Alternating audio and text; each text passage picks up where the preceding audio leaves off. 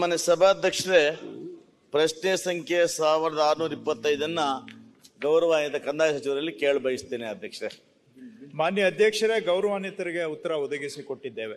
ಸನ್ಮಾನ್ಯ ಅಧ್ಯಕ್ಷರೇ, ಉತ್ತರ ಕೊಟ್ಟಿದ್ದಾರೆ.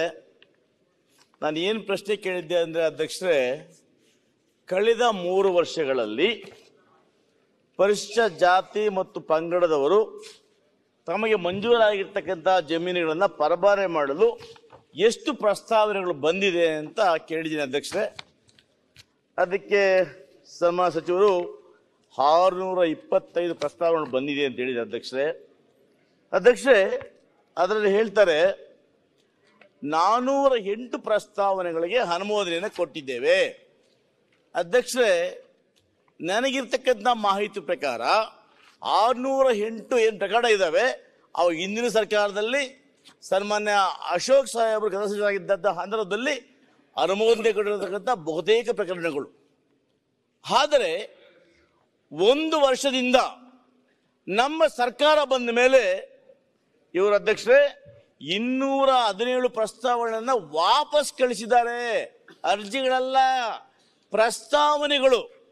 ಆದರೆ ಅಧ್ಯಕ್ಷರೇ, ಒಂದು ಪ್ರಸ್ತಾವನೆ ಆಗಬೇಕಾದ್ರೆ ಅರ್ಜಿ ಹಾಕಿದ ನಂತರ ಗ್ರಾಮದ ಕಾರ್ಯದರ್ಶಿಯಿಂದ, ರೆವಿನ್ಯೂ ಇನ್ಸ್ಪೆಕ್ಟರಿಂದ, ತಹಸೀಲ್ದಾರಿಂದ, ಅಸಿಸ್ಟೆಂಟ್ ಕಮಿಷನರಿಂದ, ಡೆಪ್ಯೂಟಿ ಕಮಿಷನರಿಂದ ಅಲ್ಲಿ ತನಕ ವಿಭಾಗೀಯ ಅಧಿಕಾರಿಗಳಿಂದ, ಅಂದರೆ ನಮ್ಮ RC ರೆವಿನ್ಯೂ ಕಮಿಷನರ್ ಅವರಿಂದ ಸರ್ಕಾರಕ್ಕೆ ಬರ್ತದೆ.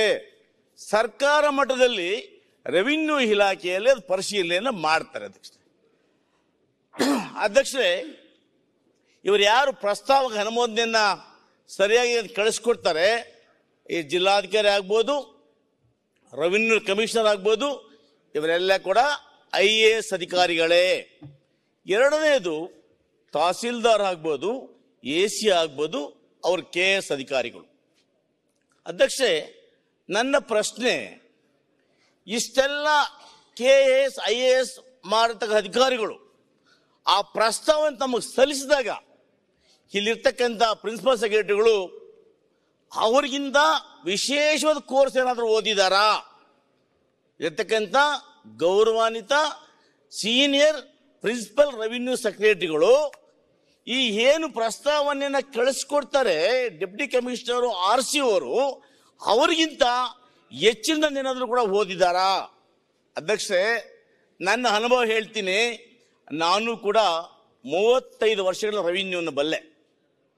ಅಧ್ಯಕ್ಷರೇ, ಇವ್ರ ಪ್ರಶ್ನೆ ಇರುತ್ತೆ ಅಂದರೆ, ಒಬ್ಬ ಅರ್ಜಿದಾರ, ಒಬ್ಬ ಪರಿಶಿಷ್ಟ ಜಾತಿ ಪರಿಶಿಷ್ಟ ಪಂಗಡದ ಬಡವ, ಅವನಿಗೆ ಜಮೀನಿಗೆ ಒಳ್ಳೆ ಬೆಲೆ ಬರ್ತಾ ಇದೆ, ಒಂದು ಎಕರೆ 2 ಎಕರೆ ಮಾರ್ಕೊಂಡು ಬೇರೆ ಕಡೆ 20 ಎಕರೆ ತಗೋಬೋದ ಆಸೆಯಿಂದ ಅರ್ಜಿ ಹಾಕ್ತಾರೆ. ಅಧ್ಯಕ್ಷರೇ, ಅವನ ಅರ್ಜಿ ಹಾಕಿ ತಹಸೀಲ್ದಾರಿಂದ ಇಲ್ಲಿ ಮುಟ್ಟೋದು ಬೇಕಾದ್ರೆ 6 ತಿಂಗಳು ಬೇಕು. ಅಧ್ಯಕ್ಷರೇ, ಅವನ 6 ತಿಂಗಳು ಕಷ್ಟಪಟ್ಟು ಬಂದ್ರೆ ಇಲ್ಲಿ 1 ಸೆಕೆಂಡ್ ಕೊಯ್ರಿ ಹಾಕಿ return to pavilion, back to pavilion.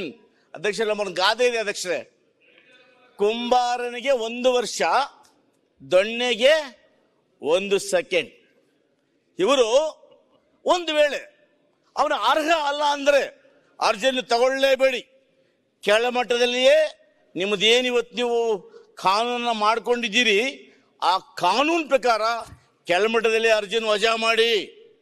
ನೀವು ಅಲ್ಲಿಂದ ಎಲ್ಲ IAS ಆಫೀಸರ್ಗಳು ಗ್ರಾಮ ಪಂಚಾಯಿತಿಯಲ್ಲಿ ಗ್ರಾಮ ಎಲ್ಲ ಮಾಡಿ ಕಡೆಗೆ ಬಂದಾಗ ಶುಲ್ಕ ಕಾರಣಕ್ಕೆ ಪ್ರಿನ್ಸಿಪಲ್ ಸೆಕ್ರೆಟರಿ ಕೊಯ್ರಿ ಹಾಕಿದ್ರೆ ಅವನಿಗೆ ಎಷ್ಟು ನೋವಾಗುತ್ತೆ. ಅಧ್ಯಕ್ಷರೇ, ಇದು ಒಂದೆರಡಲ್ಲ, 1 ವರ್ಷದಲ್ಲಿ 208 ಪ್ರಸ್ತಾವನೆಗಳನ್ನು ವಾಪಸ್ ಕಳಿಸಿದ್ದಾರೆ.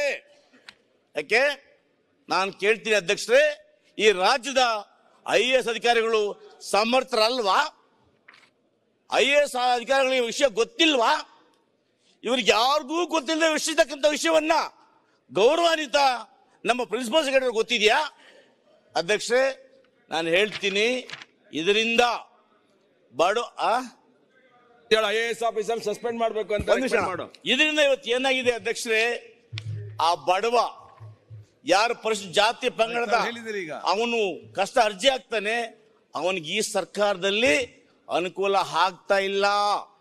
ಆಯ್ತು ಅಧ್ಯಕ್ಷರೇ, ಒಂದು ನೀವು ಇವತ್ತು ಕ್ವೈರಿಯನ್ನು ಹಾಕ್ತೀರಿ ಅಧ್ಯಕ್ಷರೇ. ಎಂತ ಕ್ವೈರಿಗಳು ಅಧ್ಯಕ್ಷ ಅಂದ್ರೆ ನಾನು ಪೈಲಿಗಳು ನೋಡಿದ್ದೀನಿ ಅಧ್ಯಕ್ಷ. ಬಹುಶಃ ಅಂತ ಚಿಕ್ಕ ಚಿಕ್ಕ ಒಂದು ಮೈನರ್ ಡೈಲ್ಯೂಟ್ ಪ್ರಶ್ನೆಗಳನ್ನ ಯಾವ ಅಧಿಕಾರಿಗಳು ಕ್ವೈರಿ ಹಾಕಿದ್ದನ್ನ ನನ್ನ 35 ವರ್ಷದ ಅವಧಿಯಲ್ಲಿ ನೋಡಿಲ್ಲ ಅಧ್ಯಕ್ಷರೇ. ಒಂದು ಅಧ್ಯಕ್ಷ. ಎರಡನೇದು, ಇವತ್ತು ನನ್ನ ಸನ್ಮಾನ್ಯ ಯಾರು ಈ ಬೃಹಸ್ಪತಿಗಳು ಇವತ್ತು ರಾಜ್ಯವನ್ನ ಆಳ್ತಾ ಇದ್ದಾರೆ, ಅವ್ರು ಯಾವುದೇ ಫೈಲ್ ತಯಾರು ಮಾಡಿ ಅಧ್ಯಕ್ಷರೇ ಆ ಕ್ವೈರಿಯನ್ನು ನಾನು ಹಾಕ್ತೀನಿ. ಓಕೆ, ಈಗ ನಾನು ಆ ಕ್ವೈರಿ ಹಾಕಿಲ್ಲ ಅಂದ್ರೆ ನಾಳೆ ವಿಧಾನಸಭೆ ರಾಜೀನಾಮೆ ಕೊಡ್ತೀನಿ ನಾನು ಅಧ್ಯಕ್ಷರೇ. ರೆವಿನ್ಯೂ ಸಮುದ್ರ ಇದ್ದಾಗೆ ರೆವಿನ್ಯೂ ಕೊಯ್ಲಿ ಸಹಾಯ. ಒಂದು ನಿಮಿಷ ಅಧ್ಯಕ್ಷ ದಯಮಾಡಿ, ಇದು ನನ್ನ ಇಡೀ ನನ್ನ ಸಮುದಾಯದ ಪ್ರಶ್ನೆ ಇದೆ. ನನಗೆ ಗಂಭೀರವಾದಂತ ನನ್ನ ಸಮುದಾಯ ನೋವಿನ ಪ್ರಶ್ನೆ. ಯಾವ ಬೇಸ್ ಮೇಲೆ ಸಮುದಾಯದವರು ಹೋಗ್ತಾರೆ ರಾಜ್ಯದಲ್ಲಿ ಪ್ರಶ್ನೆ ಕೇಳಿ ಅವರು ಅಲ್ಲ ಕೇಳಿ, ತಾಳ್ಮೆಯಿಂದ ಕೇಳಿ. ಯಾವ ಬೇಸ್ ಮೇಲೆ ಅರ್ಜಿ ತಿರಸ್ಕೃತ ಆಗಿದೆ ಅನ್ನುವಂಥದ್ದು ಕೂಡ ಕ್ಲಾರಿಫಿಕೇಶನ್ ಕೊಡಬೇಕು. ಅಧ್ಯಕ್ಷರೇ, ರೆವಿನ್ಯೂ ಅಲ್ಲಿ ನೋಡಿ ಅಧ್ಯಕ್ಷರೇ, ಒಬ್ಬ ಮನುಷ್ಯನಿಗೆ ಸಹಾಯ ಮಾಡಬೇಕು ಅಂದ್ರೆ ಕಾನೂನು ವ್ಯಾಪ್ತಿಯಲ್ಲಿ ಸಹಾಯ ಮಾಡಬಹುದು. ಒಬ್ಬ ಮನುಷ್ಯನನ್ನ ಸರ್ವನಾಶ ಮಾಡಬೇಕು ಅಂದ್ರೆ 108 ದಾರಿಗಳಿದ್ದಾವೆ. ನನಗನ್ಸುತ್ತೆ ಅಧ್ಯಕ್ಷರೇ, ಬಹುಶಃ ಇಲ್ಲಿನ ಈ ಸರ್ಕಾರದ ಕಾರ್ಯದರ್ಶಿಗಳು ಕಾರ್ಯವೈಖರಿ ಹೇಗಿದೆ ಅಂದ್ರೆ ಅನುಕೂಲ ಮಾಡೋದಕ್ಕಿಂತ ಅನಾನುಕೂಲವನ್ನೇ ಹೆಚ್ಚು ಮಾಡತಕ್ಕಂಥ ಪ್ರವೃತ್ತಿಯನ್ನು ವಹಿಸಿಕೊಂಡಿದ್ದಾರೆ. ನಾನೇ ಬ್ರಹ್ಮ ಅಂತ ಒಬ್ಬರ ಬ್ರಹ್ಮ.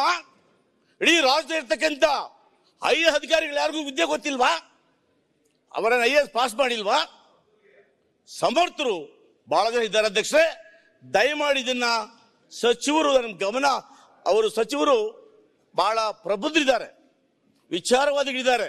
ಆದ್ರೆ ಏನ್ ಮಾಡ್ತಾ ಇದ್ದಾರೆ, ಅವರ ಅಧಿಕಾರಿಗಳು ಅವರನ್ನ ಮಿಸ್ಗೈಡ್ ಮಾಡ್ತಾ ಇದ್ದಾರೆ, ಅವರನ್ನ ದಿಕ್ಕು ತಪ್ಪಿಸ್ತಾ ಇದ್ದಾರೆ.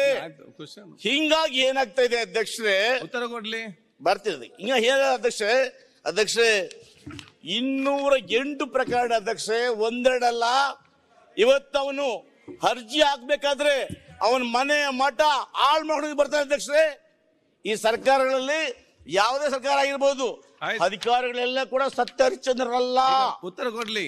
ಯಾರು ಒಬ್ರು ಮಾತ್ರಕ್ಕೆ ಎಲ್ಲರೂ ಹಾಗೆಂತ ಮೋಸಗಾರರು ಅಲ್ಲ. ಎಲ್ಲರೂ ಕೂಡ ಅಲ್ಲಿ ಮುಗಿಸ್ಬಿಡ್ಲಿ, ಉತ್ತರ ಕೊಡ್ಲಿ. ಆಮೇಲೆ ಯಾರು ಕೂಡ ಬೃಹಸ್ಪತಿಗಳಲ್ಲ ಇಲ್ಲಿ. ಆದ್ರೆ ಅವ್ರ ನೋವು ಅರ್ಥ ಆಗದೆ ನನ್ನ ಜನಾಂಗ ಜಾತಿ ಪರಿಷತ್ ಪಂಗಡದವರು ಅರ್ಜಿ ಹಾಕಿದನ್ನ ನಿರ್ದಾಕ್ಷಿಣ್ಯವಾಗಿ ಅಮಾನವೀಯವಾಗಿ ತಿರಸ್ಕಾರ ಮಾಡ್ತೀರಿ, ವಾಪಸ್ ಕಳಿಸ್ತೀರಿ ಅಂದ್ರೆ ಅವನ ಗತಿ ಏನಾಗಬೇಕು ಅಧ್ಯಕ್ಷರೇ? ಈಗ ಚರ್ಚೆ ಕೊಡುವ ಏನಾಗಬೇಕು ಹೇಳಿ ಅವನ ಗತಿ? ದಯಮಾಡಿ ಇದಕ್ಕೆ ಸಚಿವರು ಇದು ಮೊದಲನೇ ಪ್ರಶ್ನೆ, ಇದಕ್ಕೆ ಉತ್ತರ ಕೊಡಬೇಕು. ನ್ಯೂಸ್ ಫಸ್ಟ್ ನಿರ್ಭೀತಿಯಿಂದ ನಿಮ್ಮ ಪರವಾಗಿ.